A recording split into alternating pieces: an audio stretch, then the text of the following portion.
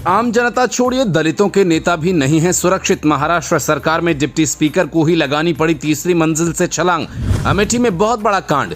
महाराष्ट्र में deputy speaker पर अत्याचार। मध्य प्रदेश में काला मुंह करके घुमाया तो चंद्रशेखर को गुस्सा आया। महाराष्ट्र की घटना से पूरे देश में हाहाकार। गिरने वाली है शिंदे सरकार। आरक्षण के साथ छेड़छाड़ नहीं सहेगा बहुजन समाज। हमारे देश में दलित होना कितना बड़ा पाप हो गया है, इसका अंदाजा 2 दिन में हुई वारदातों से आपको लग जाएगा। बड़े बड़े नेता बड़े बड़े मंचों से कितने भी दलित भाई करते रहे, लेकिन जब बराबरी की बात आती है तो सबके कान खड़े हो जाते हैं। अमेठी के कांड पर बाद में आएंगे, पहले नेताओं की नगरी में चलते हैं। महाराष्ट्र की दलित विरोधी सरकार नीति को डिकोड करते हैं, क्योंकि जिस सरकार का आदिवासी डिप्टी स्पीकर तीसरी मंजिल से कूद जाए और उसके कान पर जू न रेंगे, उसका तो गिर जाना ही एक उपाय बचता है। इस वक्त महाराष्ट्र में एकनाथ शिंदे की सरकार चल रही है, जो शिवसेना से आधी पार्टी तोड़कर ले गए थे। उनके साथ बीजेपी है, जिनके कोटे से देवेंद्र फडणवीस उप मुख्यमंत्री हैं।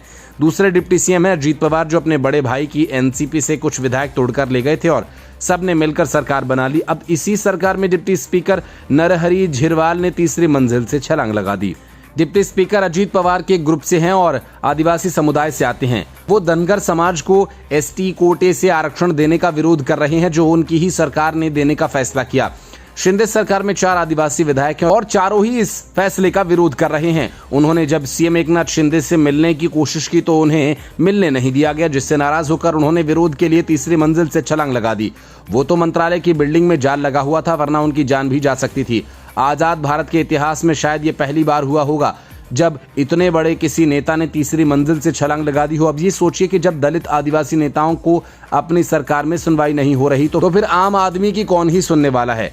4 अक्टूबर को ही उत्तर प्रदेश के अमेठी में पूरे दलित परिवार को भगवान के पास पहुंचा दिया गया, क्योंकि उसने वर्मा जी की छेड़छाड़ से परेशान होकर मुकदमा दर्ज करवा दिया था।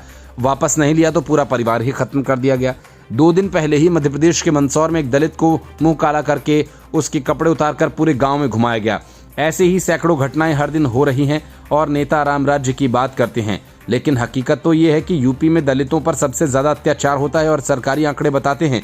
इन सब घटनाओं पर चंद्रशेखर आजाद गुस्से से लाल हो गए हैं और मायावती ने भी बयान दिया है। उन्होंने कहा कि दोषियों के साथ साथ पुलिस के खिलाफ भी इस केस में कार्रवाई होनी चाहिए, लेकिन किस किस केस में मायावती सख्त कार्रवाई की मांग करेंगी, इसका सही इलाज चंद्रशेखर आजाद ने बताया कि जब तक आप सत्ता में भागीदार नहीं बनेंगे तब तक अत्याचार का शिकार बनते रहेंगे।